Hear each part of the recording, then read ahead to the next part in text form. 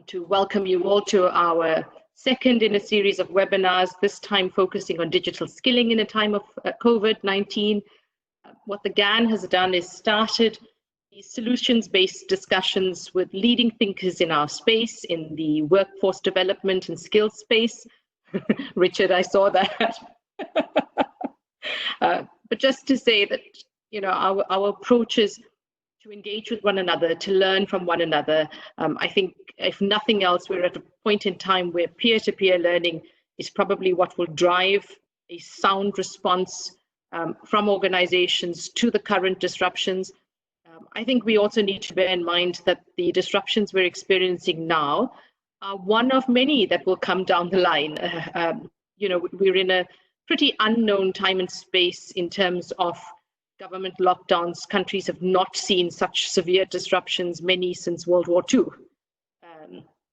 For many generations, this is something completely new, to be in your home, to not be allowed to leave. I think there's the frustration of the restrictions, but I think what we want to do is look beyond those frustrations. We want to look at the opportunities that these present, as difficult as this time may be. And I think we're quite sensitive to the fact that we need to be innovative, but we also need to be realistic in what we can do. And in all of our engagements in the last few weeks, where we've all become quite special, we've become technically skilled or adept at webinars and the range of digital tools that we can do for digital conferencing. We ourselves have upskilled and reskilled and learned new skills. But in all of these discussions, the one thing that the GAN partners and the GAN team have picked up is the constant reference to digital skilling. And we know that there are many platforms on which digital skilling happens. You know, larger companies with sophisticated systems have deployed remote learning, digital learning opportunities for many years. I think what COVID has done is accelerated this demand. We had a pre-discussion before we went live with part of our panel, just to say, you know, we know how important digital skilling is, but how do we develop this in a manner that looks for expansion, looks for equality, looks for bringing this to scale, knowing that not all countries are equal. I think that's the key issue for the GAN members, for the GAN networks, but also for our partners, because, you know, we make an assumption about developed and developing countries. I think COVID has underscored some deep divides in many countries that we assume are first world, because even there in those countries, equal access to digital learning is not the same.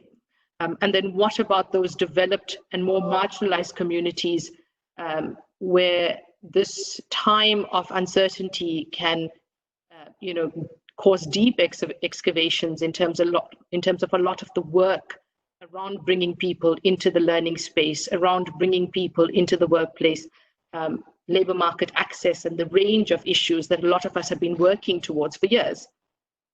So we have an exciting panel. I want to introduce you to our speakers today, who will take us through this discussion, who will share their insights with us.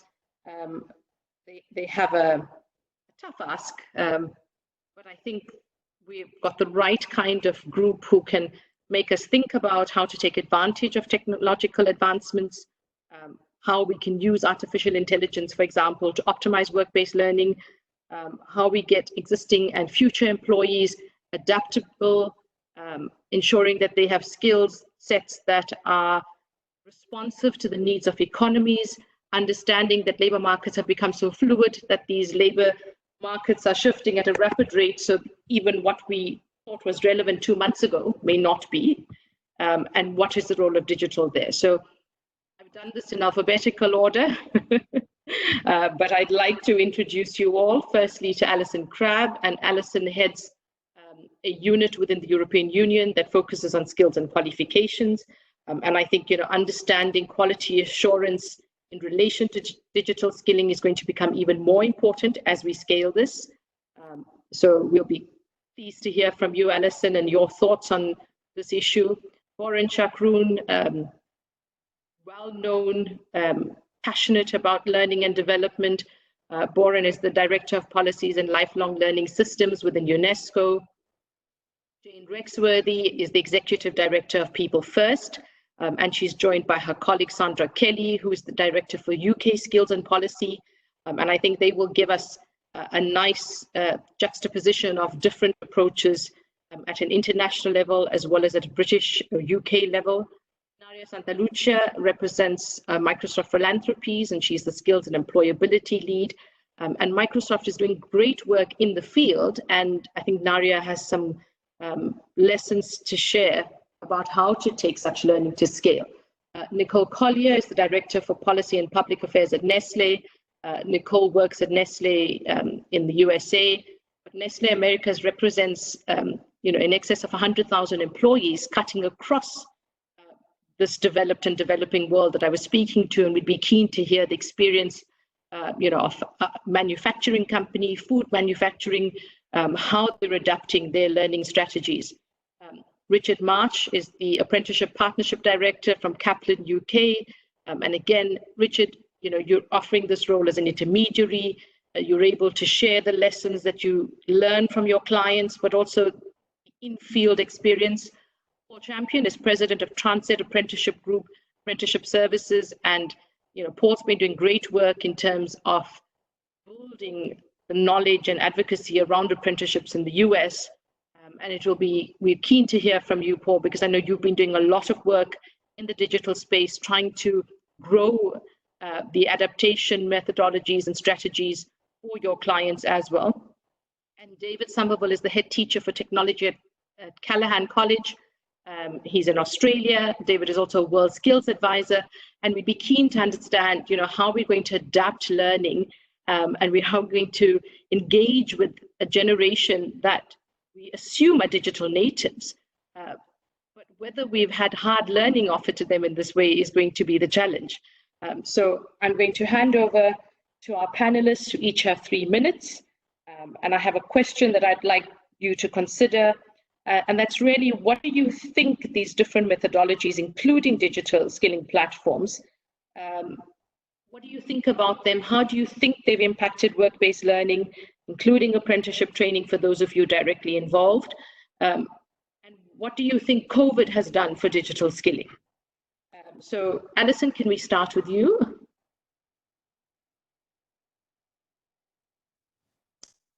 Yes, hello, thank you, Nazreen, and good afternoon to everyone. Thank you very much for the invitation to join you on this. Perhaps I would start just by saying a few words about what we have been doing to find out more about this from EU member states. So we have had a survey a couple of weeks ago launched through the Directors General for Vocational Education and Training, to which we've had around 200 responses from 27 countries. And there the question, it was a rather more general one, so the impact of COVID on vets, not specifically on digital skills. And a number of messages coming out of that. No big surprise, I think, given the diversity of vet provision and the diversity of apprenticeship models, is also quite diverse responses. So what we see, unsurprisingly, is that in-company training possibilities, of course, are continuing only in a rather small number of cases. Not at all in the sectors which are worst impacted, of course, by the crisis in terms of on-the-ground presence, so things like tourism, well-being, hospitality.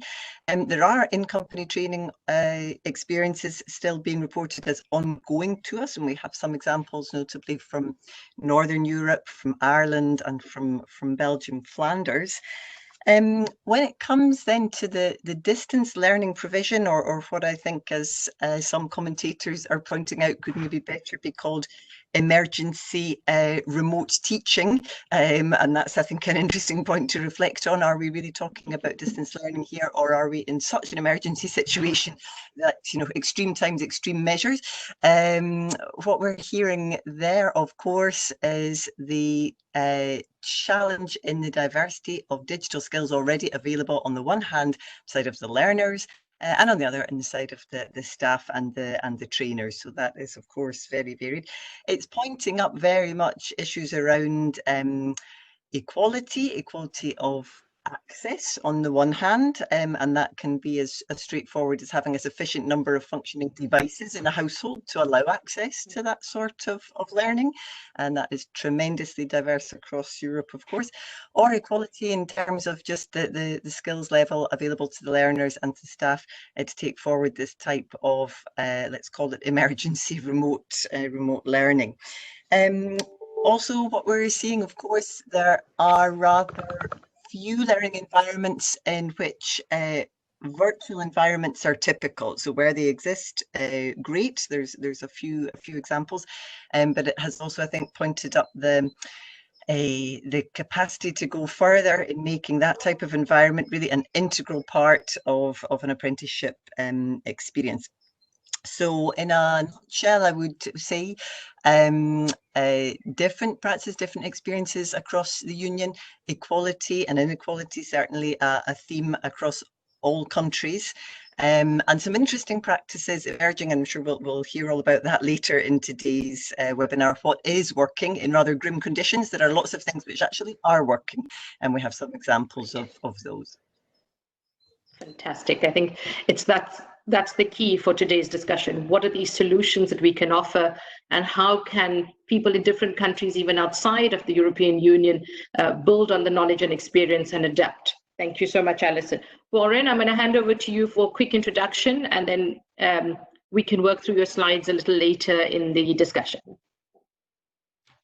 Well, thank you, Nasreen, and thank you, Alison, also for preparing the ground.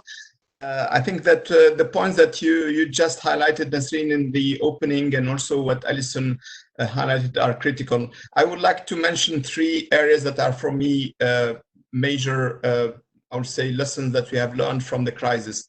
One is the gaps that we see in terms of both access, but also the digital skills that people have that will allow them to navigate the remote learning and distance learning, and ensuring the continuity of learning itself. The second, I think, gap that we see is also that we need to deploy the right mix of solutions, and that will be high-tech, low-tech, and no-tech solutions. And that means for some countries and for some populations, it can be online learning. For others, it can be mobile and other forms of learning. And for many countries, and I will present that in my slide very quickly later, we will need to use also other media like TV and radio and community radios, because that's the medium that can help us reach out to these population. The third and last point, which is important and lessons that we have learned, is that we need a multi-actor and multi-stakeholders partnership for this. Ministries of education or ministries of TVET or skills will not be able alone to address the challenge. We need actors like the private sector, civil society, the United Nations organization, and international organization more broadly. So we need this broader stakeholder that will help us, I would say, solve the problem and find the right solutions to address the needs that the world needs today. And I think this is important for our discussion today, and I'm happy to see the private sector partner here in the discussion. Back to you. Thank you, Borin. Jane and Sandra, I think we'd like to hear from the both of you and your perspectives, given your operations in different countries as well. Excellent. Thank you so much, and thank you for inviting us on, Nasreen. So I'm going to start. So it's Jane here. I'm going to look at it from the international perspective. I'm going to just highlight, obviously, one of the key industries that's been most impacted, which is the tourism and hospitality with COVID-19, and some of the things that we are doing to address some of the huge challenges faced by the industry at this point around digital learning and skills and training for the future. So the first thing that I think, picking up on some of the points from Borin, is the importance of collaboration and partnership. So we work in over 40 countries, but where we are working on top hospitality and tourism, the importance of bringing together the industry partners has been critical in that sort of sector skills body network, and bringing the employers close to the work that we're doing. And the first aspect is really understanding what the impacts are going to be, because as an industry, we've seen a huge amount of people that have been unemployed, have found themselves unemployed straight away. Others that, as in the UK, have been furloughed, in other words, are not working at this moment. And what we have to do is think about what are the digital skills and solutions that could support the community so that we can look at that business readiness. And in doing that, we have to also consider in business readiness what reskilling has to take place, because not only will we have a different workplace, the culture of the consumer, the customer, is going to change considerably. So when we think about upskilling, we have to think about accessibility, and in many countries, and I think I was really pleased to hear Lauren say about radio learning. Actually, we have in interiors of countries that incorporate radio learning, as well as the other more typical digital through mobiles or through tablets, etc. So I think that the key message for us is we have to understand what's required, what's going to be critical at this point for different industries, because everyone's at slightly different. What's the capacity and capability of our training provision to actually provide those solutions, and how do we help build that? How do we build the confidence of our trainers to deliver virtually or to develop e-learning content that can be delivered satisfactorily to support individuals coming back? And then really to think about changed forever. So there's the post-COVID response, and then there's thinking about business readiness, and then post that, will we still be delivering in the same way? Because I think once we have catapulted into our digital learning and catapulted countries that were not at that stage, we will have started the trend, and therefore we have to think about the short, medium and long-term solutions that are going to be required. And I think, going back to that first point, understanding is critical. We are actually looking at, we've been running a number of surveys across a number of countries around responsiveness. How can we support businesses for that reopening stage? So I'm going to hand over to my colleague Sandra, who's going to look at it from a UK perspective and talk about the impact on our very large number of apprenticeships that we manage in the UK. Thank you, Jane. Thanks, Jane. I think the 2 points there are how quickly we can transition into the new digital world, and then how sustainable will that be? And to answer those questions, we need to understand what the context is. So in the UK, we are looking after thousands of apprenticeships across hospitality, travel, retail and aviation. And in those organised, in that industry, 70% of the businesses offer training. So that's their starting point. And out of those businesses, 55% of that training is online already. So that's a really strong starting point, and it's above the national average, which is just 50%. The challenges around that are often the online packages are quite generic, and because it's cheap and accessible, and tailoring is much more expensive. But there are some other challenges that we've encountered just with the apprenticeship programmes. The assessment of our apprenticeship standards here in England are around looking at up to four different methodologies. Presenting business projects is easy to do online, and gaining feedback is easy to receive online and very effective and of high quality. Taking an online test or an online exam is equally easy, and they're used to doing this through their school and maybe college education. But the other two areas around professional discussion, which takes place in the workplace, and also an observation of learning, which takes place in the workplace. Till this point, it's been really difficult to transition online. Nazreen, would it be useful to ask people to go on to mute? We'll mute them all. Thank you. So the observation in the workplace, again, has been absolutely very difficult to do remotely, because it wasn't part of the agreed assessment structures up front that the employers created and designed. But actually, since COVID, we have very, very quickly worked with the Institute for Apprenticeships and Technical Education And we have now transitioned both of those elements of the apprenticeship programme, one to a video link and the other one to accepting evidence in a different way. So instead of the observation live in the workplace, we're now working more closely with the training providers who provided the training and the line managers where we can to actually take substantial evidence that their observations in the workplace before business was so heavily disrupted can count towards the assessment of the apprentice. So we've seen significant changes in a really short space of time that have been really responsive to what the employers need and to help the apprentices at this time.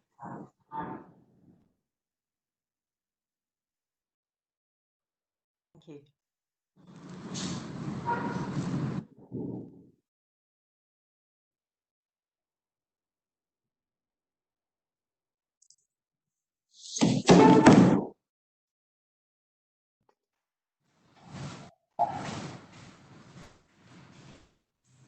Did we lose Nazreen?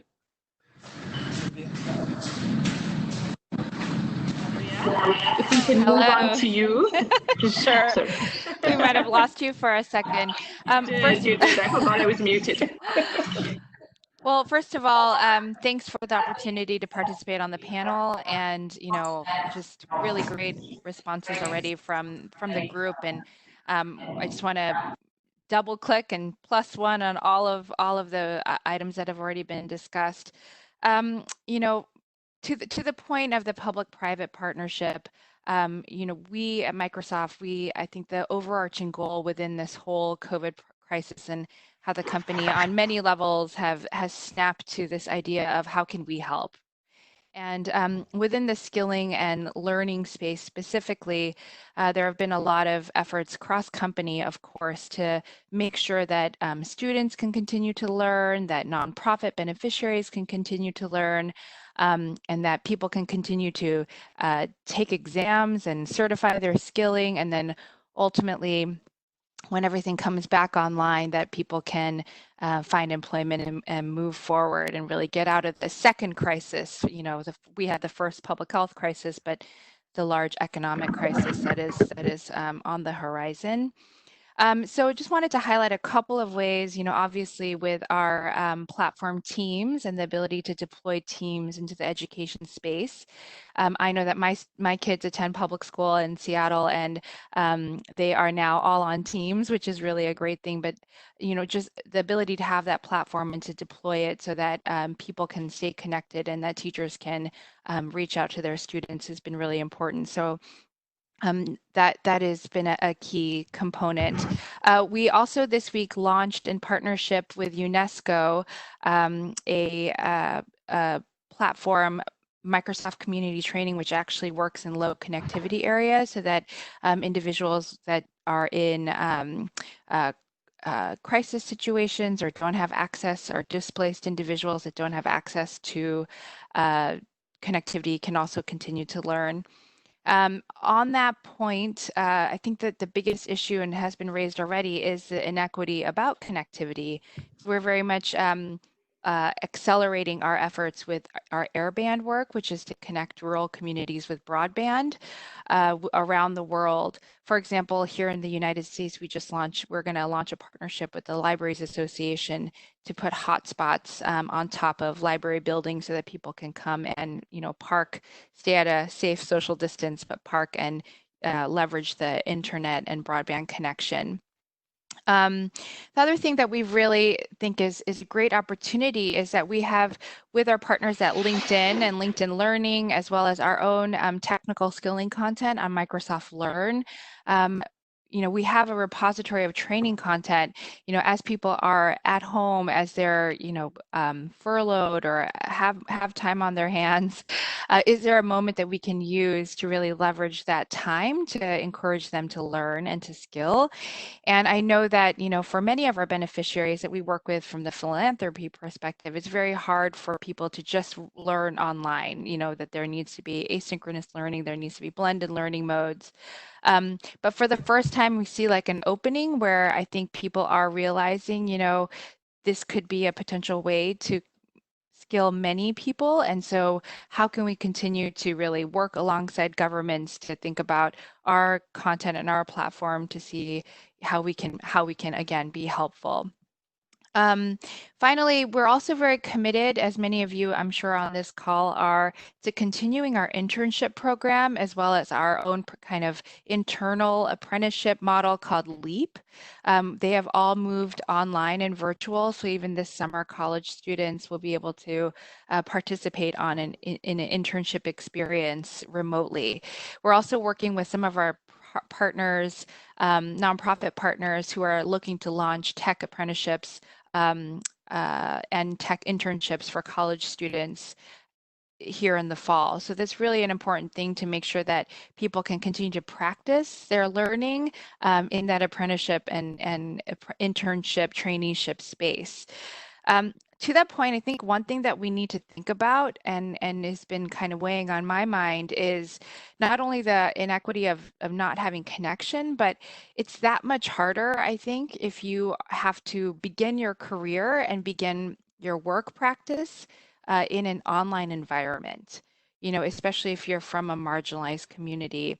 And so, what are the soft skills that we could develop to help individuals break through and be successful as they're looking to train and do these apprenticeships online? So those are resources that I think, as a community, maybe even as a GAN community, we can think about, successful internship, traineeship practices online. So with that, I'm, really looking forward to hearing from the rest of the panel and all their great activities.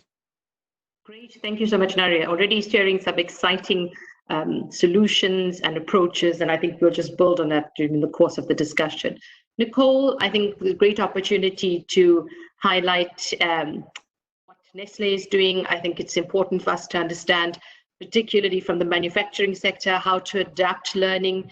It's been a challenge for many companies shifting to different models and modalities, and we'd be keen to hear your approach. Yeah, absolutely. Good morning, everybody, or I don't know, afternoon to many. I am sitting in the US, and many of you will be familiar with Nestle's expansive global youth initiatives and our commitment to touching 10 million or helping provide economic access for 10 million young people globally, which is a commitment that we've made, and we're very is a top priority for the company. I sit in the US, and in the US, our version of that is what we call Project Opportunity. And Project Opportunity is a career acceleration program that we really created in 2015. So it's been a while, and we've expanded it along the way. It's multifaceted. It includes apprenticeships, internships, other types of training, on-the-job training opportunities called co-ops in our manufacturing side of our business. And it is always included within that digital training opportunities that's the way that we've been able to get training and skilling to the masses within our company. In the US, we have close to 40,000 employees across almost 70 factories, not to mention employees that we have in corporate offices. Today, I'm going to mostly focus on our manufacturing sector, where we've been utilizing a program called Amatrol. It's an e-learning program we've been using for many years, but have really accelerated the usage at the factory site. And it has accompanied our apprenticeship program. Normally our apprentices are going to campuses to learn, and then they're back in the factory for on-the-job training with a coach or with a mentor for a period of time. The Amatrol program has really allowed us to not only offer more training on site, so the apprentice has even more on-the-site job opportunity, particularly in COVID, when a lot of our campuses that we partner with across the country are not having, obviously in-person classes. The Amatrol has really helped to bridge that period of time. We had last year almost 5,000 employees go through Antral e-learning. We help design the programs and the curriculum within that. We have identified the places in the company where we know we're going to lose talent, where we know we have not a strong enough pipeline to bring in other people into our different functions. And so we are focusing on, electromechanics, for example, electronics and control, for example, maintenance mechanics. We have Amitral e-learning program for all of those that also are really pretty in-depth at helping people troubleshoot problems with equipment, which is one of the big issues that we have, is when there's a problem, being able to troubleshoot and getting people trained on what the possible solutions could be so that we don't have any business continuity issues. I think it was Jane earlier in the conversation who referenced business readiness. And to me, that really is the key issue for us. Obviously we are all focused on COVID-19, how to support our communities and our employees and our consumers right now. We are a critical part of the food supply. We are a part of the food supply that is very much in high demand right now. And so not only are we needing people to be able to prepare for this issue that we're in right now, but post-COVID, business readiness and the training ability is a high priority for the company. We are dealing with a pandemic, obviously, right now, with employees needing to be out, employees who are sick, employees who need to be quarantined. How are we prepared as a company to get the next set of employees ready to manage the business in a way that doesn't disrupt, what we need to do and provide for our customers? And so the Amitral, I don't think we ever thought of the Amitral digital skilling program to be as important as we actually are finding it to be today. It's a big piece of what we're doing now. Our apprenticeship program is continuing to run. We have, had to be agile in the way that we use the education part of that program, and have worked with our partners and to also help them, provide them with what they need. A lot of them are smaller vocational schools with not as much resources as maybe large universities might have. And so we've been trying to, deal with the issues we have. I think a lot of folks have brought up that there's some real equity issues come out of this that I think we know we've had in the US, certainly around the world, around access to technology. And unfortunately, that has been made more clear even for institutions as well. So I'll leave it at that. That's a little bit of how we're dealing with it, but happy to answer questions and continue with the conversation. I think while the Amitral program is something that Nestle's used for a while, I think our reliance on that has just been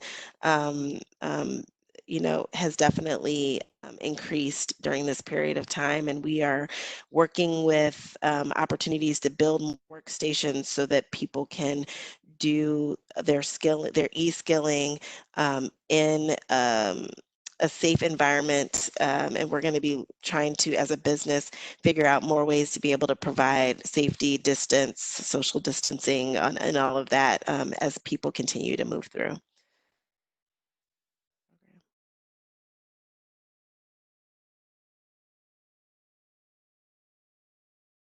Business continuity.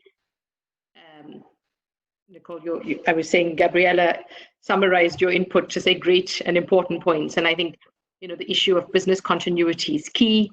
The issue of ensuring that we see the value of training, that, our trainees can come into the workplace, can be productive. We've seen in some sectors where trainees have been pushed right into the front line, where doctors have been taken out of training and put into hospitals, the same with other medical professionals. And I think, we've had the questions around return on investment of training. I think we can see them maximized in different forms through this crisis and beyond. So thank you for that. Paul, if you would give us some of your insights, please. I think you're in a unique space where apprenticeships in the US are taking on a new life form and increasing at the moment. And And what we don't want to see is disruption in terms of the training and uptake, and your thoughts on it. Thank you. Thanks, Nesreen. It's always a pleasure and a surprise that Transed out of Baltimore gets invited into some great panels with some great speakers who we've heard already. And how do you follow that the things that's been said so far? But I'll give it a go. Just a brief introduction to Transed. Transed is a small apprenticeship intermediary based out of Baltimore, but we do now have national reach. And as a small intermediary, we really started thinking about how could we help to scale apprenticeships across the US quite early in our journey, really. Because to scale it. Paul, I think you might just need to increase your volume. You're a little bit soft. I'm just getting better. Okay, I mean, hang on a second. I'm on my earpods, so I don't know. Is that better, Nazreen? Much better, thanks. Okay, I'll just stay close to this so you can just see me beard if everybody's okay with that. It's the first beard I've ever successfully grown, so look at it now because it'll be gone soon, I would imagine. So yeah, so we were looking at how we scaled apprenticeships across the US, and clearly we had to look at different ways of doing it. Building on some of the comments that we've already heard, it's about if this is not the time to really solidify the digital infrastructure in work-based learning and apprenticeships, I don't know when is. We are currently living in the first ever real virtual reality environment that we've lived in. We're staying at home, virtually communicating with people, and I think this period in time has a big opportunity, and it's a springboard, I think, because technology can reduce those inequalities and reduce the geography of things if it's done correctly. And I think we have to be careful that it's done correctly and done right. I think we keep on hearing about social media influencers and through YouTube and podcasts. I think it's time now for the learning influencers to come to the front and sort of make that something that people want to be part of. We predominantly deal with what we're calling, and my British colleagues will know where I've stolen this from. We deal with what we're calling modern apprenticeships, which is not the trades, mainly tech, healthcare, and those sort of areas. And for us, it was a no-brainer for us to look at that technology, but we couldn't do it on our own. So we had to link with partners, world-class partners, because all we're focused on is developing world-class apprenticeships across the US in tech. So we partnered with Steve Wozniak's organization, WozU, who deliver world-class and develop world-class online curriculum, and also with a digital partner called Olive Media, who is based out of Dublin, to help us build the platforms that we required. And we couldn't be building the scale without those digital tools that we are putting in place. So I think we have to realize that we have to be agile during this time. We have to be resilient during this time. And I go back to Jim Collins' book, Good to Great. I'm surmising that a lot of people have already read that over time. And I think there's a few things just to point out of his 7 principles there that we've been using. Is you've got to have the right people in the business and the right structure in the business to be able to do this. And people have already touched on that subject and touched on what they've done to provide that. We also have to confront the brutal facts. It's sort of, we have to realize that online learning and digital learning is not face to face. And we've got to educate people to clearly understand that, not to expect that. It's a different world that we're living in. The other thing is that there's so many digital and technical platforms that need to start to talk to each other to make it effective as well. And I think it's a journey that people are going to go on. And I think don't expect it to be perfect from day one. We just had a problem with the volume of my talking. So we have to realize that there has to be work done to manage that. We also need to be disciplined about it. We've got to have a very disciplined approach and deliver it in stages when it's right to deliver it.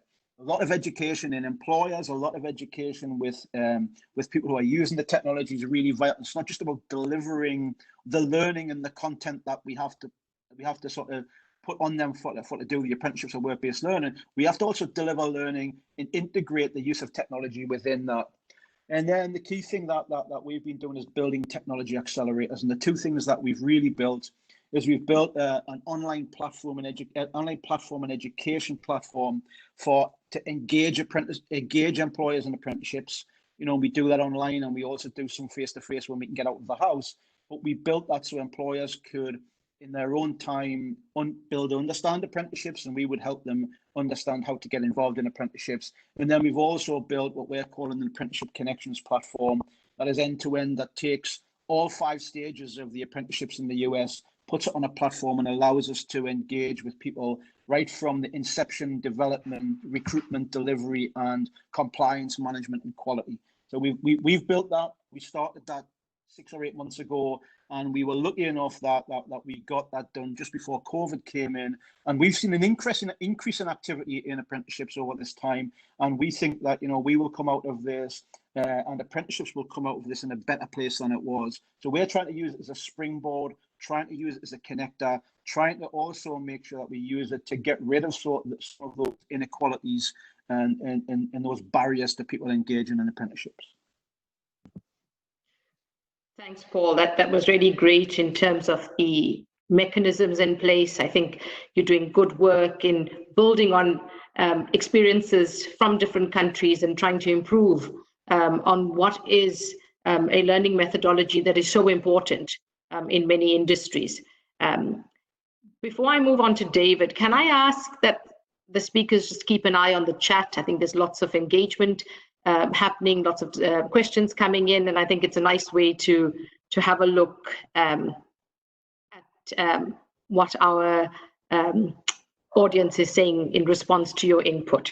And finally, David, thank you for joining us. I know it's really late on your side. David's sitting in Australia, so we're really pleased that you've made the time and effort to join us. And I think we'd be keen to hear from you and you know, that perspective that you have both as a teacher, but also your experience with world skills. And Richard, I'll come to you after David. Hello, you can hear me okay? Yeah. Okay, I'll talk slowly. I'm Australian, so it is 1:45 in the morning here. So to give you a bit of background, Callahan College is a 3-campus college, which is 7 to 10 for year 7 to 10 for 2 junior campuses, and then 11 and 12. We're quite fortunate at the college because we've been using online learning now or blended learning now for 4 years. So we started the journey with Canvas. I don't know if you've heard of Canvas, but I'm sure you've all heard of Moodle. Canvas is like Moodle on steroids, as we say. It is a multi-function platform, a lesson learning management system that consists of announcements and discussions and quizzes and assignments and video conferencing and the like. So we've been using that for 4 years, and highly successful. So we were really in a really good position to move this. The only thing was, in Australia, the media has certainly been talking about using Zoom and systems like this. We're also very fortunate, and I'm glad to see Microsoft's here. We're also very fortunate to have access to SharePoint Online and also Microsoft Teams. So we've moved our connected Teams, Microsoft Teams, up to Canvas, and that allows our teachers to be able to talk to the students straight from Canvas. So that's worked very, very well. It's been very difficult with students though, getting them to actually sit in front of the camera to follow their timetable, which is really not what online learning's really about. If you look at the success, my daughter goes to a university, in Canberra, and they use Canvas as well. But a lot of the content is already up online, and they don't really have a lot of face-to-face. But as far as the COVID-19 crisis goes, then we are expected to follow our timetables, and the students are expected to front up, and the teachers expected to deliver the content. The other problem we've faced is a case of equity.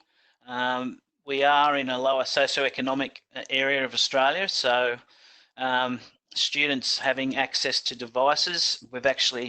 We've got about 800 devices at school, which we've been lending out to students and to staffs to take them home. But we still have the situation where you might have a family of 4 students with 1 or 2 devices. So that's something that we're having to overcome. We've been told this week that we're to keep doing remote learning for the first 2 weeks of term 2, and then week 3 we will be having the students there 1 day a week, still using the system for blended learning. As far as the teachers go with communication, we've had to have executive meetings and staff meetings. We're doing all of that in Teams. We've got channels set up for each of our faculties. Being a college, we have 3 campuses, so we have senior exec meetings with our principals, which are also done in Teams, and that's working very, very well. Yeah, I think that's all I've got to say. Any questions? Thanks, David. I think I was saying just have a look on the chat box on the side. Questions are coming through, so if you have time while the other speakers are sharing, you're welcome to share any information or links or approaches that you think are worthwhile. And then, Richard, we turn to you as the final speaker in this introductory session, and just to understand how you're managing this process in these current times. Yeah, hi, good day all. Thank you very much, Nasreen. I'm joining you from the land of the Peaky Blinders, if any of you have seen that television program. So if you're trying to place the accent, that's where I'm from. And we've had some interesting, a nice variety of accents on the session so far. And I think what Paul said was really true, that actually we're now living in a virtual world, in a world where, why wouldn't you have some of your teaching and education from somebody in Asia, and another part of your education from somebody in America, and another part from somebody in Australia? This has really accelerated the globalization of education, if not of movement of people physically. And I was reflecting on the other points that have been made around communication and technology.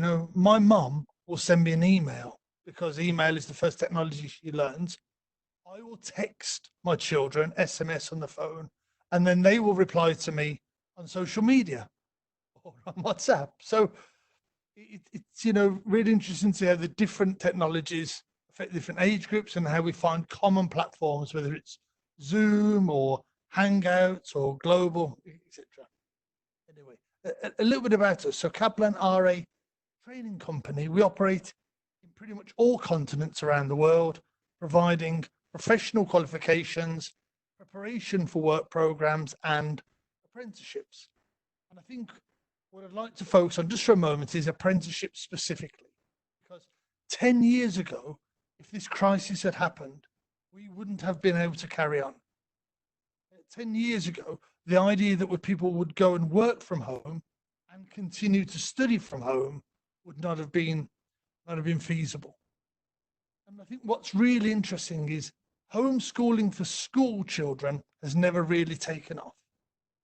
Home education for university groups has never really taken off, because the socialization aspect of going to school and mixing with other children and playtime, and the social aspect of going to college or university to meet friends and have a social life have overridden the cost of the transport.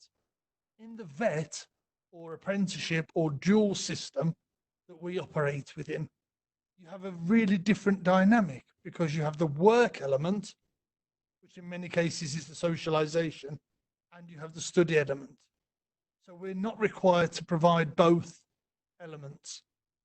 And so you can see, I think, a potential pedagogy in apprenticeships where the technical elements and the theoretical elements can be delivered equally well online as they can in a classroom. The pedagogy might be different. So instead of 6 hours of bookkeeping classes in a Kaplan classroom, you might be doing a series of 90-minute online sessions, either live with a tutor all based on pre-recorded materials and interactive tests. But the theory elements can move equally well online, has been shown in the last few years, as in the physical classroom.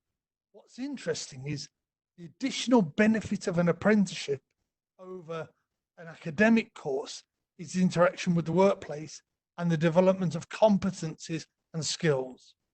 So how do we train and teach competencies and skills and behaviours virtually, and how do we assess them virtually? As my learning colleagues in the UK, Jane and Sandra mentioned earlier, this is a whole different challenge. Exams and assessments have been set up to be sat in physical spaces.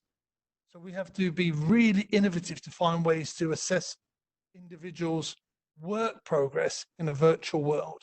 And this might involve tripartite online meetings with a business, an employee, and a training provider. It might involve simulated environments where people can demonstrate competencies and skills. And it might also involve the live recording or watching and invigilation of people while they're working from home by training providers and others. All new concepts, or relatively new concepts, that haven't really been addressed. But overall, what I think is really exciting is the potential for VET or dual learning or apprenticeship to actually make the transition to virtual learning environments in a way that schools and universities haven't been able to. And I think that's a really great area for us to explore, as well as all the other interesting things that have been mentioned so far.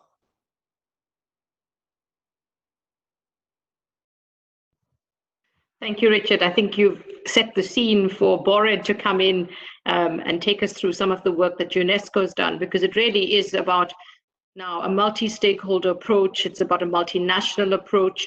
I think digital offers the opportunity to break borders. But I think key to this discussion is how we start breaking the divides and the barriers to make sure that the inclusion and the equality is something we can put in place. So Borin, if I can hand over to you, I know you've prepared a few slides, and if you just give me a prompt, I'll move the slides as you need. Thank you very much. Thank you. And I would like really to add to all the very important point that colleagues have been mentioning, and give we need evidence to make our voice bold and clear. And just to refer to the data that we are having, we are collecting data on the school closure and education institution. And today we have more than 1.5 billion people who are out of the school. But if we add to that, and this is incredible, is that we are not including in this the apprentices. We are not including in this the informal apprentices. And we are obviously not included in this the lifelong learning dimension, meaning adult learning. If we add to that, we will reach at least 2 billion people who are not benefiting now from learning opportunities. And this is important for us. Next, please, Nazreen. What is important is that we issued yesterday data, and we looked at, we cross-checked our data and the ITU data regarding access to connectivity, because it's important when we are speaking about developing online learning. We need to understand who has access to what. And today, unfortunately, half of the 1.5 billion people I mentioned earlier have no access to a computer at home. And, at least 700 million do not have access to internet at home. And this is, of course, incredible in the situation of today. But when you look at the data across the regions, you can see how much Africa, Asia, and Pacific is affected with this situation. So when we are speaking about the technology drift and the technology leapfrog, we have other problems within and across the countries.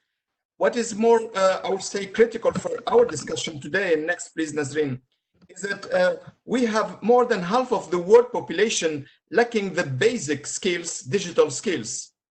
And the situation, again, is very terrible in least developed countries, where more than 80% have no basic skills.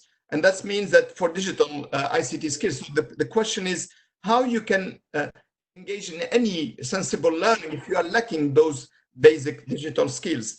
This is important in terms of for companies, for education system, for training system, for international community to invest in the skills. And the third slide that I prepared is about, and here unfortunately we don't have data across the globe. We have data on most of the OECD countries. And again, when you look at the data, we have at least 40% of the teachers who didn't get any professional development on ICT during the last year. And that means that those people and those teachers are not ready to deliver online learning. They don't have the digital skills to engage.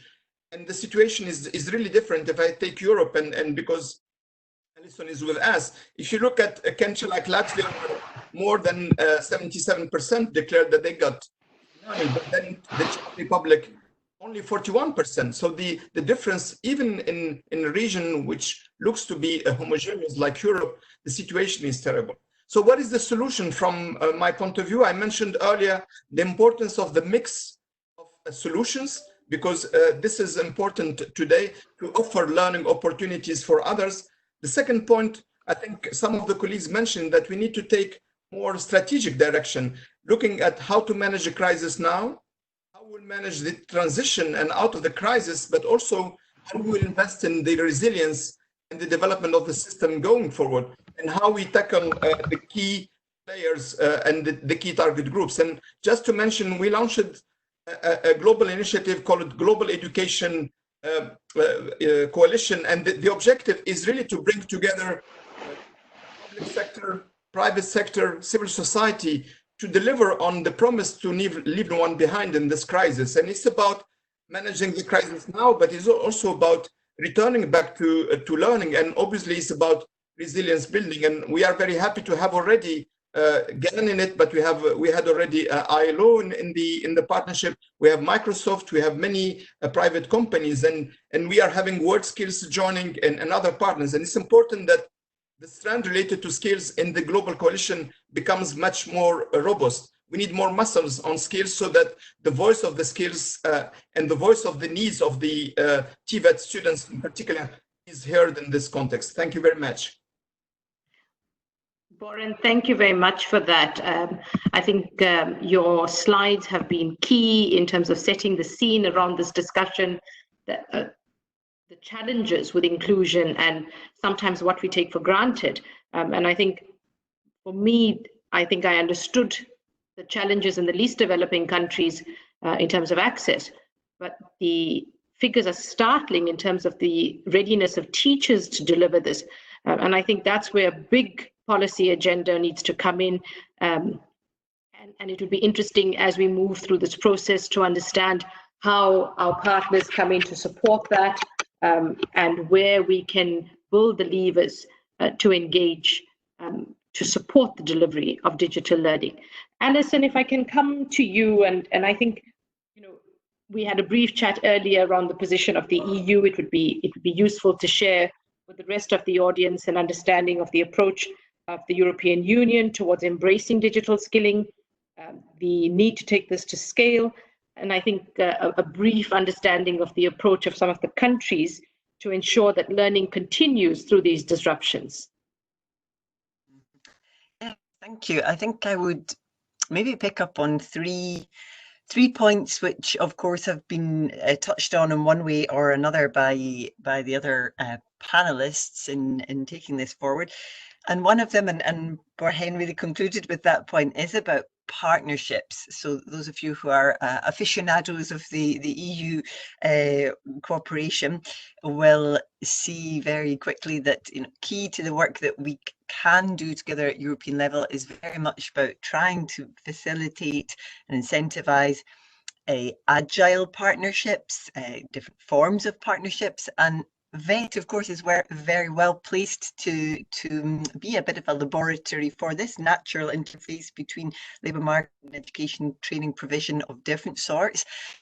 So a lot of our work also upcoming this year will be about trying to facilitate that type of partnership. And in this case, what we're talking about this afternoon on digital skilling and digital learning. A couple of the strands of work that we have coming up probably before the autumn. On the one hand, a relaunch of the skills agenda. That's the roadmap for cooperation, if you like, at EU level, all around skills. And of course, I think this COVID experience has put the spotlight even more firmly than the past on the digital elements of that. Second strand of work is around the Digital Education Action Plan. I guess a lot of people in the meeting right now will be familiar with it. In 2016, the first Digital Education Action Plan was put forward with a bunch of measures and initiatives to try to address exactly this. In that edition, I think it's fair to say there was a stronger focus on higher education and general school education. In this next edition, the ambition really is to take a more lifelong learning perspective, so also encompassing VET, also encompassing adult learning, and to see what we can do together there. And without going into all the details of that, of course, there's different elements to that. There's the digital skills of the learners and the trainers. There's content creation. There's connectivity issues also, as we've heard this afternoon. So through those, at least those two strands of work, we will be able to put forward at Commission level some initiatives there. And I would say in the field of VET and apprenticeships, well placed already to go further. Things like the Centres of Vocational Excellence, a lot of you will be familiar with that concept. That's one that we want to really promote and propagate at EU level. So different partners, public, private, business and more formal education providers coming together in those centres, also at a regional level.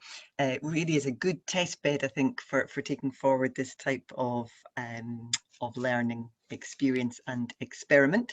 Second point I just want to mention briefly is investment. So we haven't touched a lot on that this afternoon. You know, all of this is great and has a cost, of course.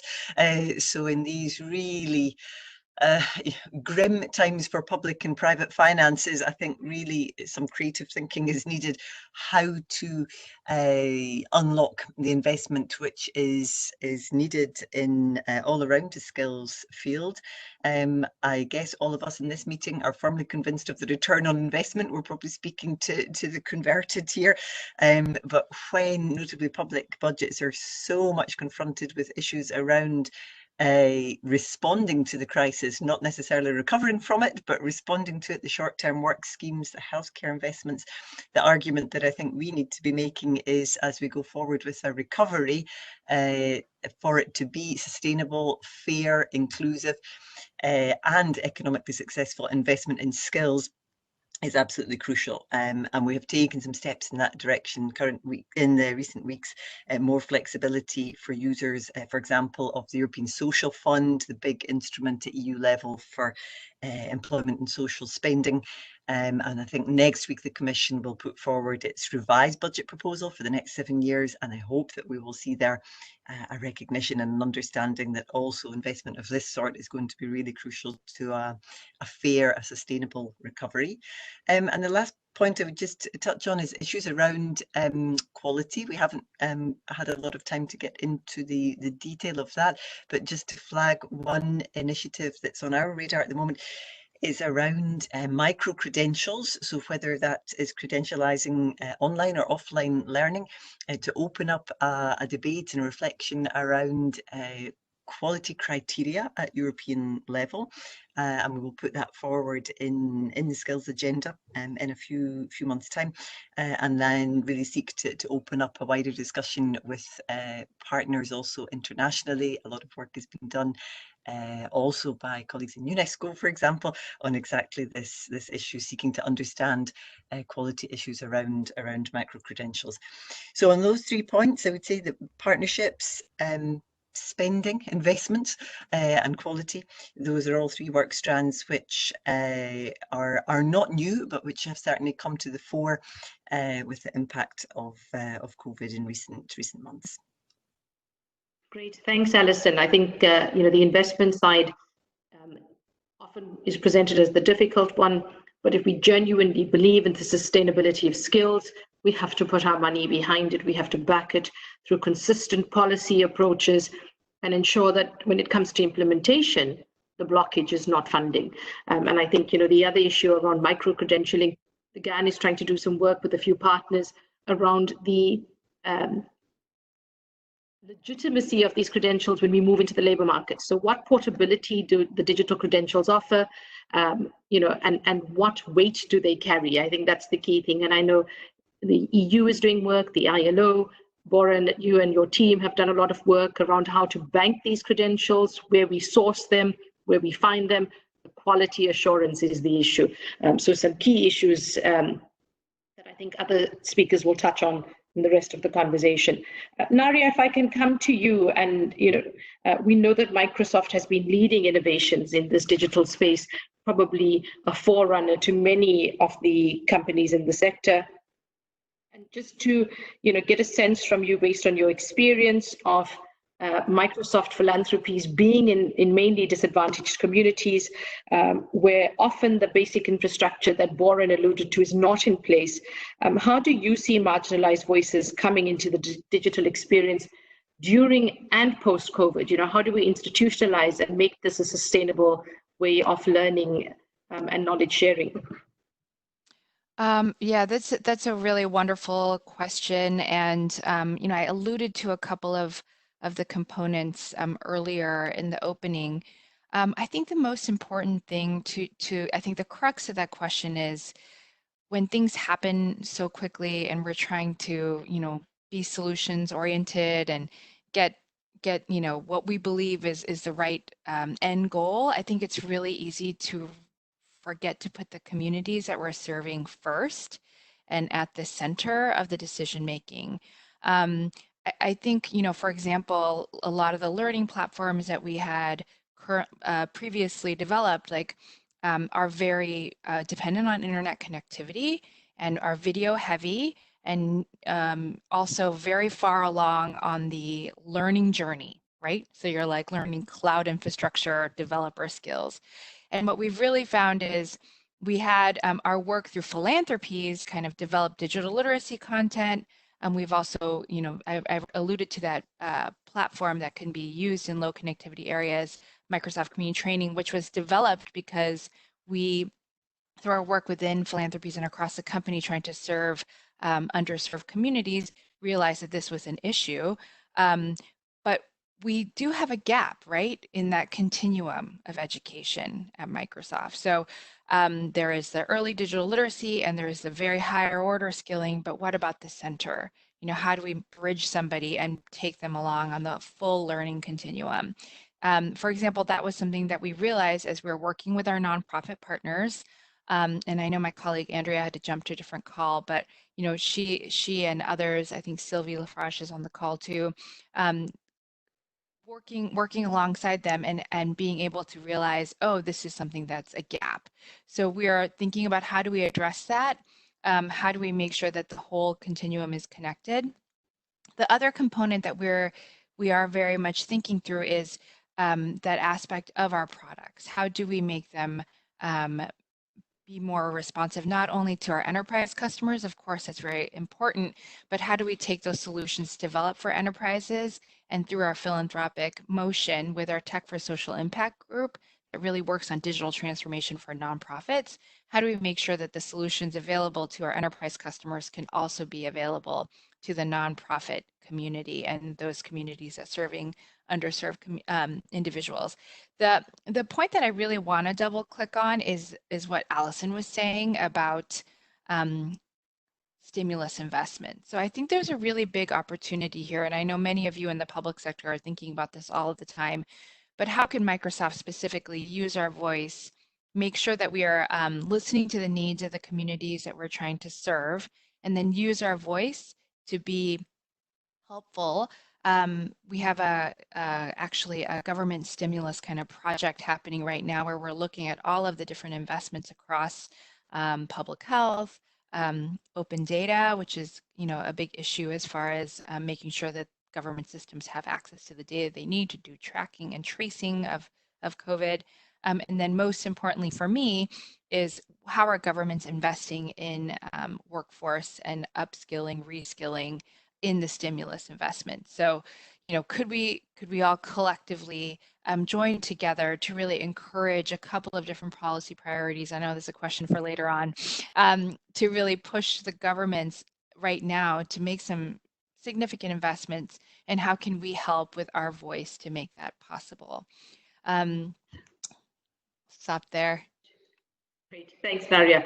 I'm going to borrow from Accenture's line, and we talk about business as a force for good, and I think the approaches that the GAN members in particular have been trying to do in this space have really been about elevating the response, taking the internal products and trying to ensure that it's delivered to a wider audience, that it's also beyond just philanthropy. It's really about embedding this approach within communities, and it's about trying to uplift communities. So we are grateful for that approach, and thank you for sharing.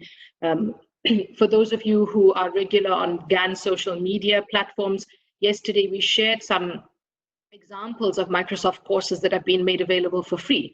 And we encourage you to share with your networks as well, because if we can all try and learn something, and if the learning is at no cost, why not access it? So thank you for that, Maria and your team. Richard, I know you started speaking to some of the innovations that you've been seeing in the last few months, but I think we want to understand how effective and sustainable these alternative solutions are, and do you think that they can last post-COVID? And I think importantly also, what challenges are you seeing? Because apart from the idea of rolling out to scale and the tech challenges, the access to technology, are there other challenges that you're picking up in your work in the field? Yeah, thank you. That's some really interesting points there. In terms of the sustainability, I think actually the question is how sustainable are our previous methodologies? So is it likely that this crisis will do for learning what internet shopping has done for retail in the UK, where we've seen many traditional retail shops have closed because people prefer to shop online? It's more convenient, it's cheaper, etc. Are we going to find a situation where, in terms of education, the preference will be now online, and people will have to justify why you would go to a learning centre or an education centre in future? The default, I think, will become at some point the online methodology, and you'll have to prove why you would ever want to go back to something different. So I think that's where the mindset and the shift will become. I think in terms of work-based learning and apprenticeships particularly, a lot of this will depend on employer behaviour. Most businesses now are going to be looking to have people work from home or work virtually, more than ever. So how do we set up training and assessment that recognises that? And as I say, the kind of innovations we're seeing so far are simulated environments and virtual environments to test competencies, three-way training between management or line management, an employee, and a training provider, and how they can work in concert to support an individual with a work-based learning program.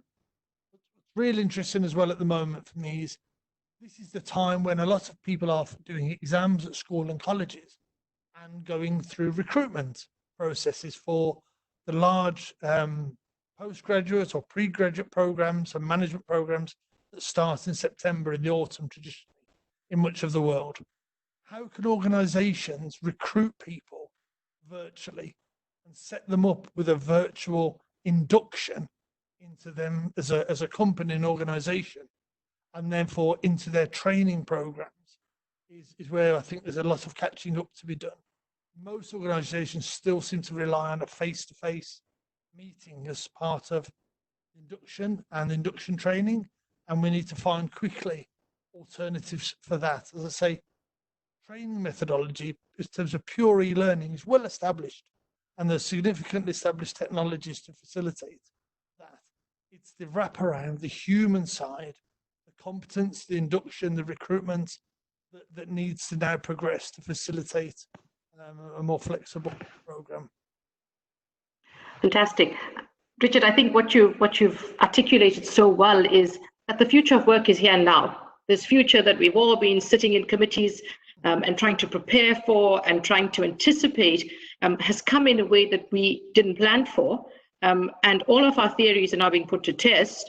And I think we're starting to see the shift in HR practices, the shift in learning and development methodologies at a far accelerated pace. But I think, I made a comment in an IOE webinar the other day. We're in the live test version at the moment. And I think it's an exciting space, and it's giving us the opportunity to learn and to design and shape interventions that probably will be far more relevant to this future of work discussion, and will create far more responsive input and influences than we probably imagined just a few months ago. Jane, if I can come to you and to you, Sandra, you both represent organizations that deliver training to thousands of apprenticeships, in such different sectors. And I think, Sandra, you made some comments around statistics, but I wanted to just get your take as to how you see digital learning. Do you think this will become the new normal in terms of training, or are there still opportunities for the face-to-face? In the hospitality sector, for example, are you going to teach someone to make up a bed or clean a room digitally? There's nothing like the real feel of a crisp sheet. So, what are the methodologies that you think will be long-term digital, and what do you think will still remain, particularly in the sectors that you're involved in? Thank you very much for the question. I think in the short term, let me just pose some scenarios for you. What we've seen at the moment in the UK, and we've supported the transition of this, is where we've seen restaurants close, hotels close, where we've seen a lot of our businesses across hospitality, retail, non-food, obviously travel and aviation. We've been involved in a redeployment package. So just right here and now, in the immediacy, chefs that might have once worked in a restaurant are being redeployed to work in a care home. Housekeepers that might have once worked in a hotel are being redeployed to go and work in a care home. So they're in a different environment, clearly, but actually they're still in a work environment, and they've still got, there's still capabilities here to be able to do remote observations. So that's the first point I want to make, because those changes and that agility is something that not really used to seeing, particularly when it comes to apprenticeship regulations. So the capability that we've had to be accommodating and to shift practice really quickly, I think, is an irreversible trend. In the same way I've heard lots of other people say, it's taken months, sometimes years, to make some decisions, but actually other people have much more recently taken very, very swiftly in a matter of days or weeks. So, and you can't reverse those sorts of things. But I think also we need to take into account some of the tasks that the apprentices in hospitality, retail, travel and aviation need to undertake, because a lot of those tasks have moved online themselves, whether it's reporting or stock control or rotas or ordering or bookings or marketing, whatever aspect of their apprenticeship it might be, those elements are online, and you can easily share screens, you can easily take screen prints, so you can demonstrate competence, not just around knowledge, but competence around you being able to do the job in a slightly different way.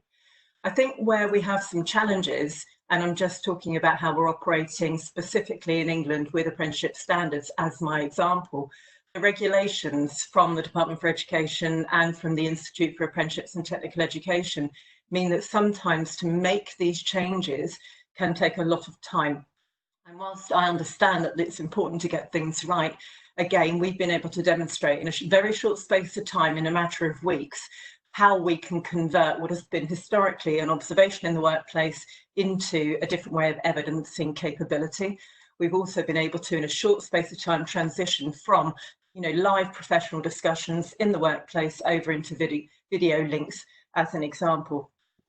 Again, I think it would be really hard to reverse some of those trends where we can prove, because we operate as an external quality assurance provider for endpoint assessments in the UK and in England with the apprenticeship standards. It would be difficult for us to be able to move to a different model and move back to the model that we had before, where we've actually been able to show that this is a very, very effective way of being able to evidence skills, knowledge, behaviours in the workplace as part of the endpoint assessment of an apprenticeship programme. So I do think that some of these changes are here to stay.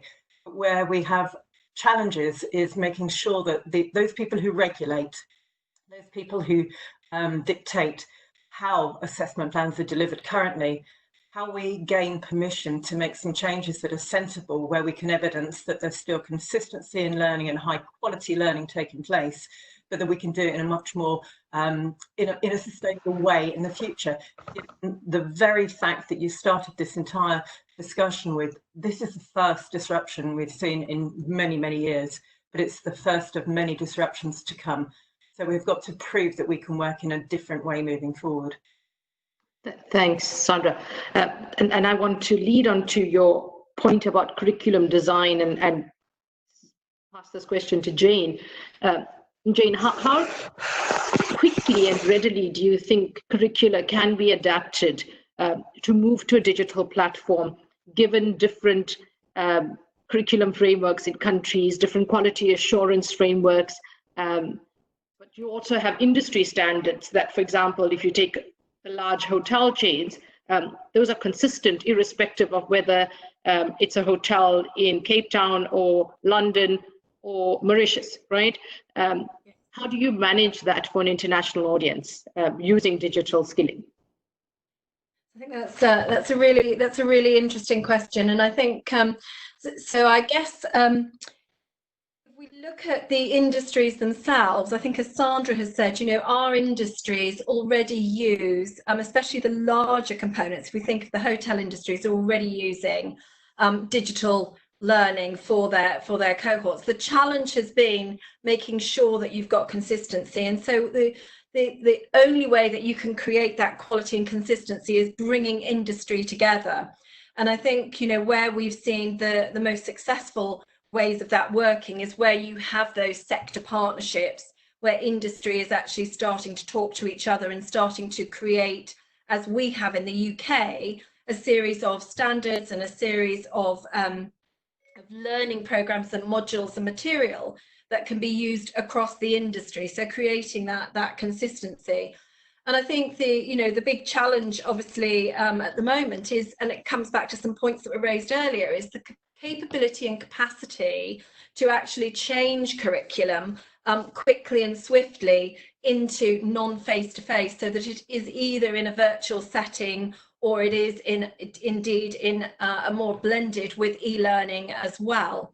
And so we've been undertaking quite a lot of work with a number of training providers. We work with not just in the UK but internationally, to look at capability and capacity and where some of the gaps are there, and also where some of the expertise. And already on this conference we have a number of experts in that space who are providing excellent material that can be used to support organisations. In the comments today, different platforms that can be used to aid that delivery of learning. So one of the things that we've done for our training providers is kind of to provide those top tips and hints to enable them to start moving some of that curriculum in that way.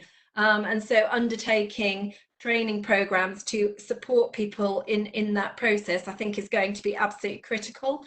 And I think, probably the lasting message probably is it is about collaboration, and therefore we need to work together. So I think it comes to public-private partnerships around creating some of those solutions, sharing, getting better at sharing best practice. We've seen some great links on this conference call over the last hour and a bit, and so I think we should use that more fluidly. Thank you. Great, thank you so much, Jane.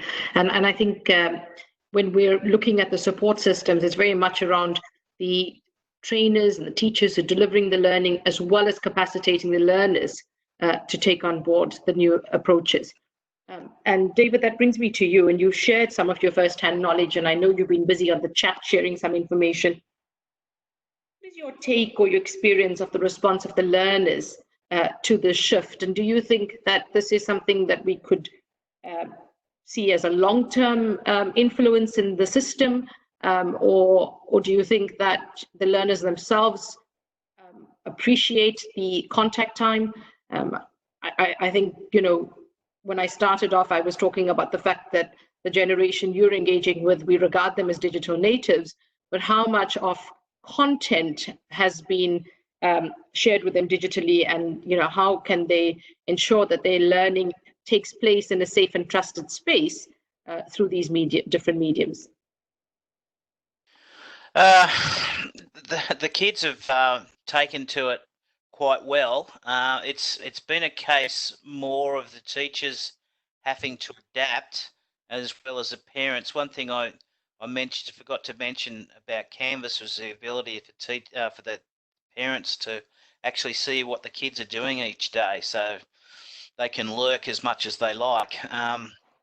Which is really good because they can see when things are due and they can actually see what answers they're giving for them. I have friends that go to a school that's performing arts school, and they were getting overwhelmed with work because teachers were just basically throwing everything that they had up online without actually thinking about how to deliver it. So it's very much a case of the teachers being able to pace things and put things up and do it correctly. I think a lot of teachers have also just taken, for example, worksheets and scanned them and put them. That's really not the way that you use the system. It needs to the work has to be put up there is in quiz format or format that's able the system to give them digital feedback and assessment as well. Yeah. Thanks. Yeah, it is a different way, and I think we're all having to adjust as the oldies in the room now to how to undertake both homeschooling as parents and as teachers, how to manage this process that's really in transition. And Nicole, I think that leads to the question that I'd like to pose to you as a representative of Nestle, and that's really to understand, Nestle being at the heart, as you were saying earlier, food production. You're in the space of driving a key resource. How is Nestle working with the communities that you service or that your businesses are based in, your production plants? And also, how do you see the long-term impact of this new type of learning on workforce development, the current workforce and future the pipelines coming into the system? Yeah, well, thanks for the opportunity. This has been a really great opportunity. I've learned a lot in the webinar, but I will say for our community work, we are, we've done a lot of work, obviously being a food company, very concerned about hunger and access to food for vulnerable communities, particularly in some of the urban areas that we work in. But we have a lot of factories that are in very rural areas as well, where access is challenging. And so we've done a various amount of activity contributions, financial donations, but also food donations. We've really, our big partner in the U.S. is Feeding America. Many people will be aware of them. They are one of the largest food pantry organizations in the U.S., and we've just tried to really expand our work with them, also doing a lot with senior citizens and meal delivery.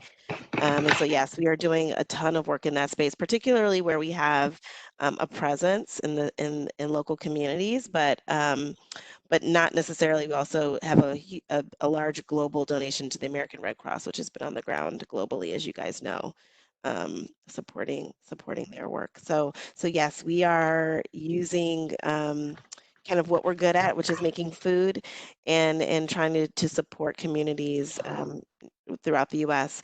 As far as the digital learning and how this will impact workforce development, I was recently in a conversation with our U.S. CEO, who has noted that there's a lot of meetings that we were having as a company, getting in the habit of having that we maybe are learning we didn't need to have, or we didn't need to have them the way that we were having them. So I definitely think that the way that we work as a business will be forever changed by this, by what we're experiencing right now. And I don't think workforce development will be immune to that change. I definitely see us using some of what we've learned in the digital space across our channels, including how we recruit candidates, including how we train and skill people. We've onboarded people virtually, which is new. We're continue to hire and bring people into the company. And we're just getting more used to this space. And I think a lot of what's been said about being more adept at using technology in this way whether video or audio. You know, we've done some recorded trainings. We all have our, you know, using, we in the US we all got there's an app called Headspace, which helps with meditation as a wellness thing. We've been using different apps, and we've all gotten subscriptions to that. LinkedIn Learning, I think, was brought in earlier. We have increased our company's use of LinkedIn Learning platform, which I've been dabbling in a bit just personally. So I do think you're right. We will be doing much more of all of this throughout workforce development. The company is pretty committed to that. Thank you, Nicole. I think it's good to see a company that's willing to adapt, willing to engage. We've been working closely with many of the senior executives at Nestle, as well as other GAN members, who've all suddenly adapted to virtual meetings and engaging really well in this platform. And I think it's good to see that. It's heartening to see that actually these virtual platforms have given us a better opportunity to engage with one another. You know, if we had a discussion like this in Geneva, we would have had maybe 30 people, 40 people at most. We're now reaching hundreds. And I think it's exciting to see how to create conversations, deep conversations. Paul, I have a last question for you. I'm looking at the time. I want to encourage, we were going to have the policy discussion as the very last conversation. May I invite everyone who's still on the chat to please put in the chat box your perspective on what policymakers should consider, and our speakers will do it by email to me as well, and we'll round robin and we're following up this with a thought piece as well as the recording, so the engagement will continue. But Paul, my last question to you, and you know, you started speaking to some of the issues around uptake of new learning, and Richard, you mentioned it as well. And I think what I'd like to understand is what do you think COVID will do, all of these disruptions will lend itself to, in terms of perhaps reducing some of the bureaucracy in our apprenticeship systems, in our learning systems? Do you think we have an opportunity to streamline regulation better? And I say this building on something Sandra mentioned. We've seen huge responses, quick and efficient responses by governments in the last few months, where policies are being introduced in a matter of days and weeks and implemented in a matter of days and weeks. But we know in the learning space, sometimes it can take 2 years for a national curriculum to be developed. What do you think this can give us, this whole experience can give us in terms of improving how we undertake training? Thanks, Nazreen, and hopefully you can hear me better now, and I'll be as succinct as I can given the time. I think we have to realize that we have to get to a point where people don't think that this period we're going through is something just to get through, to get back to normality. I think, you know, we have to be careful that it's not seen that way, and we are part of the change agents that will help people to understand that. Because if it's just seen as a new temporary, then I think we will lose the potential impact and energy and efficiencies that can be gained through this time. I think also that we all need to realize, and the majority of people on this call need to realize, that we are part of the stimulus that will get this economy driving forward again. You know, and I think we've got to make sure that we see ourselves as part of that movement as well. The thing that worries me about when you answer a question about how do you reduce bureaucracy, if I just briefly touch on USA and the UK, I mean, the UK people have lots of quality assurance, inspections, all of those sort of things. So in real terms, in the US where I'm working, the bureaucracy is not that great, but we still have the opportunity for things to go pear-shaped here, in the sense of that streamlining must never mean lowering the bar. Not now, not ever. It must not be an opportunity to reduce the quality and the viability and the actual profile of world-class apprenticeships. You know, we have an opportunity to build upon what we've done across the world and make it the gold standard of employment and skills in the workplace. And we've got to sort of capitalize on that. I think we have to work with employers, because without employers there isn't any apprenticeships. Without jobs there isn't any apprenticeships and work-based learning. It's just by default. And I think we need to realize that employers do need a lot of support to get from A to B to C, because they've got a job to do, they've got a business to run. And I think there is still something about intermediaries like us and training providers, as they're called in the UK, to work with employers to find out how they can work together to streamline the process, to make the learning easier without reducing the quality or the impact of that learning, because that would be a disaster if all that happened out of this was in a desperation for growth and a desperation for in a dash for growth to get over what we've been through, that the whole work-based process and the apprenticeship program suffered because of it long term. We've got to work together and build those partnerships with employers, build those partnerships with really world-class delivery providers, and build systems that like what we've done at Accelerators, we've built digital systems that will help to maintain that quality, help to work with employers so that they're at the center of those systems and can see the return on investment, can see why it's a good idea to get involved in skills, why it's a good idea to get involved in apprenticeships and work-based learning. But we also need to keep on beating the drum to move people away from that being digital skeptics.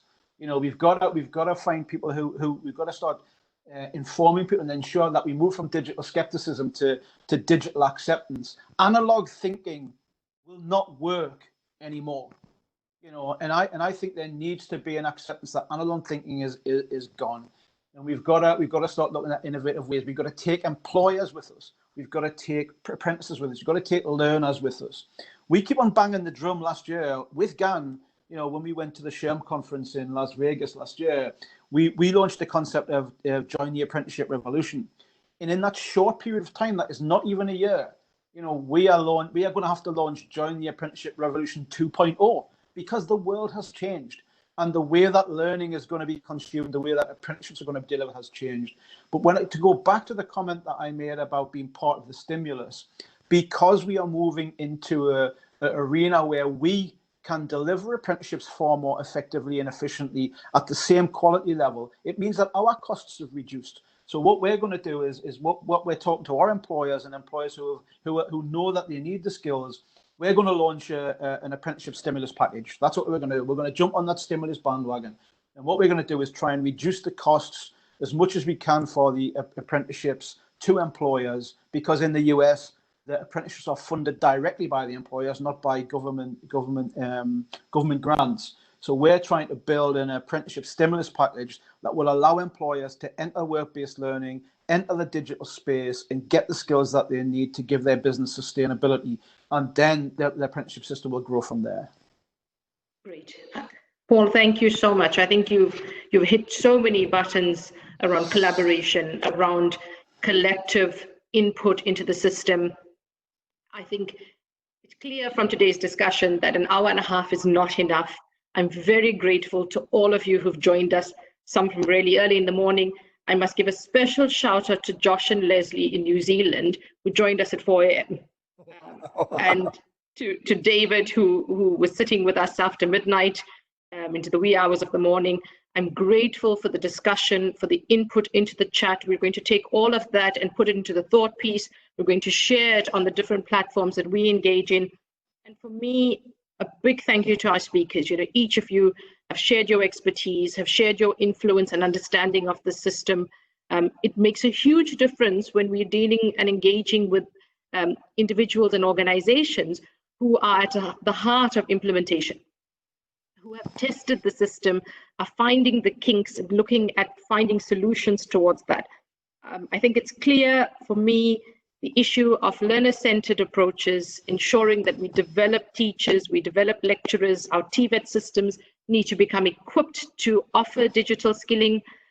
We have the whole issue of our LDCs, the least developing countries, who are dealing with far more basic issues, including electricity supply. You know, we can't even have this conversation around digital skilling. It doesn't mean we can't use technology, radio, television, forms of technology that we can elevate and make sure that the learning reaches people. I think, you know, we're seeing these issues of skills gaps. We want to make sure that we don't have a repeat of the last global financial crisis. When we came out of that crisis, We had a massive jobs and skills mismatch, and Paul Carman from the ILO has done extensive work on how to mitigate those issues. That's why it's so important to continue training during this period of crisis, because the economies will resume. Consumers will still drive market forces. The supply and demand elements will still come into play in a matter of months, and we don't want people to be left behind. I think it's really interesting to see the policy discussions, the resources that are being made available, but also the many lessons that you have offered.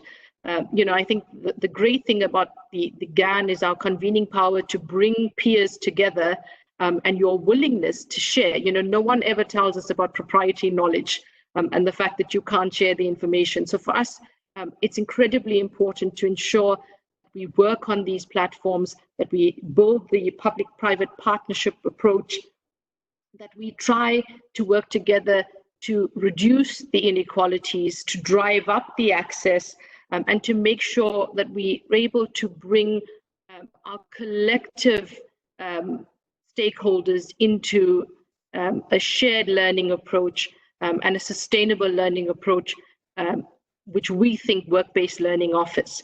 I'd like to thank you all for your participation. We're 15 minutes over time, so I appreciate those of you who stayed on. And please join us on the 28th of April at 12 o'clock Central European time, where we're having a discussion with young people. Again, we've heard the youth will be most affected by COVID-19, the impact of COVID-19. We want to understand what they have to say, but we're also talking to policymakers, the business organizations, to see how to address this. So thank you all, and I wish you a good morning to some of you, and a good evening and good afternoon to the rest of us. And take care and stay safe. Bye-bye. Bye. Bye. Bye-bye. Bye, everyone. Thank you. Bye. Thank you. Very useful. Thanks, Nazreen. Pleasure. It's